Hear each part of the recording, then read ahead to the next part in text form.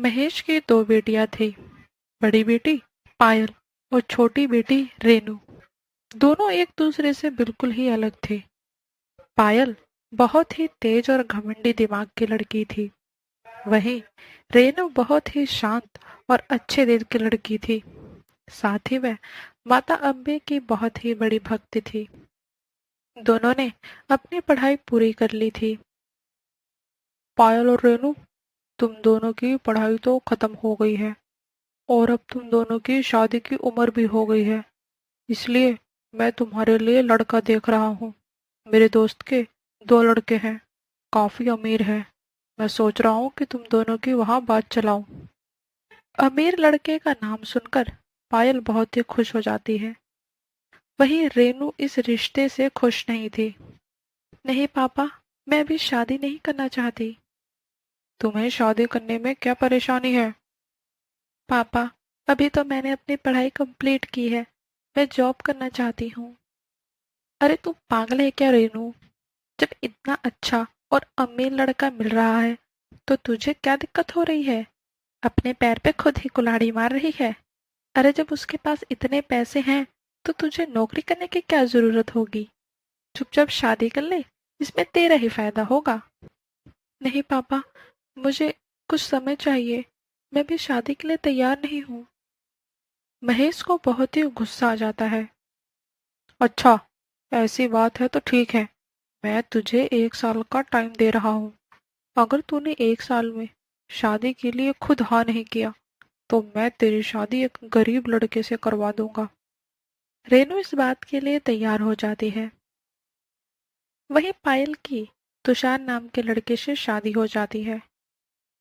महीने निकलने लगे और इस बीच बाप बेटी के बीच में बहुत दूरी आ जाती है।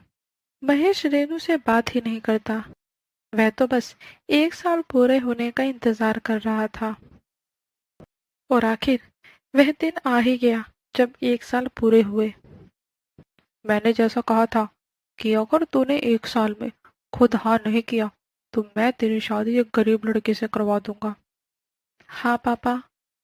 हाँ तो अब तू तैयार हो जा।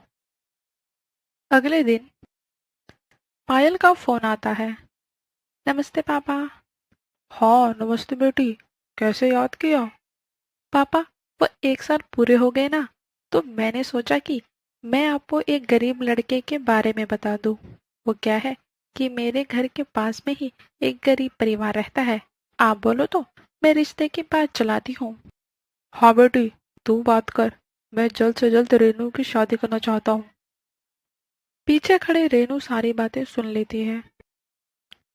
हे माता, मुझे आप पर पूरा विश्वास है कि आप मेरा बुरा नहीं होने दोगी। अब सब आप पर ही मैं छोड़ती हूँ। मुझे विश्वास है कि आप मेरे लिए एक अच्छा लड़का ही सोचेंगी। रेनू के परिवार वालों ने सुरेश नाम के लड़के से शादी करवा दी। सुरेश के घर में बस उसकी माँ थी। वह अपना जीवन कैसे कैसे गरीबी में काट रहे थे। सुरेश ईंट भट्टी पर काम करता था। लेकिन अचानक से शादी के कुछ दिन बाद ही सुरेश के ऊपर ईंट गिर जाती है, जिस वजह से उसके पैर और हाथों में चोट लग जाती है।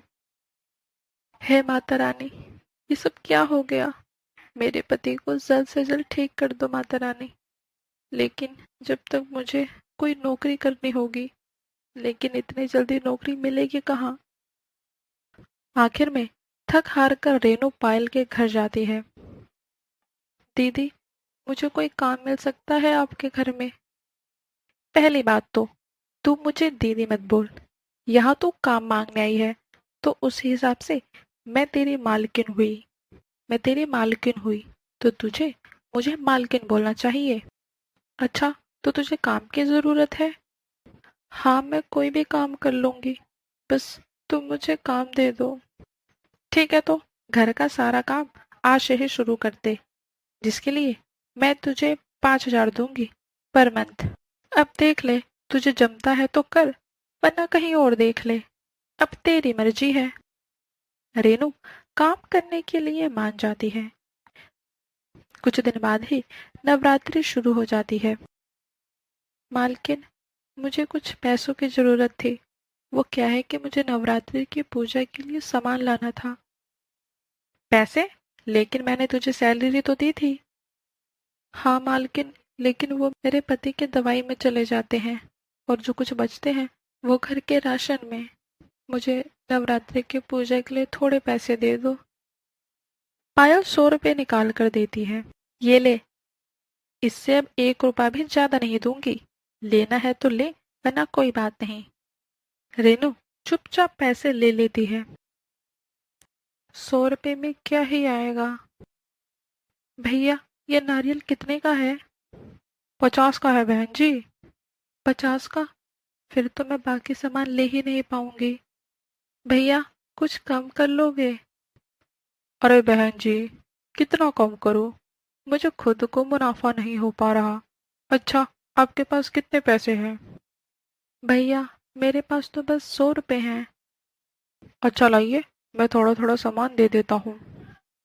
रेनू नवरात्रि का थोड़ा सामान लेकर घर आ जाती है और अगले दिन नवरात्रि का पहला दिन होता है, जिसकी पूजा रेनू का पूरा परिवार बहुत ही लगन और श्रद्धा से करता है।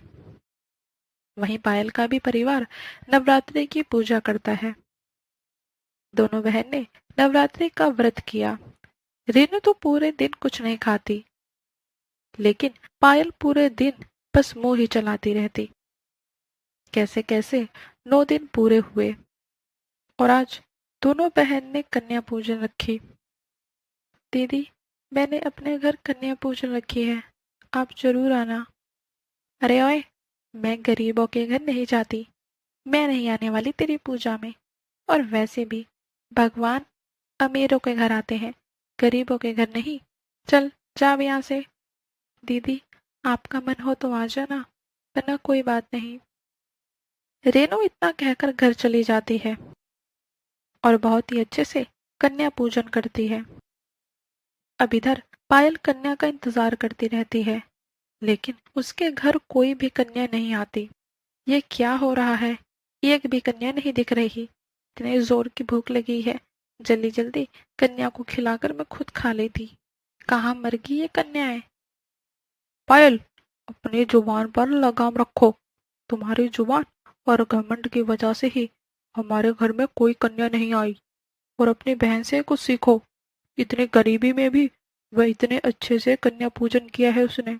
अपनी बहन से जाकर माफी मांगो, वरना भगवान भी तुम्हें कभी माफ नहीं करेंगे। पायल को अपनी गलती का पछतावा होता है और वह रेनू के घर जाती है। अरे मालकिन, आप यहाँ? मुझे माफ कर दे मेरी बहन। और ये क्या मालकिन मालकिन लगा रखा है? मैं तेरी बड़ी बहन हूँ।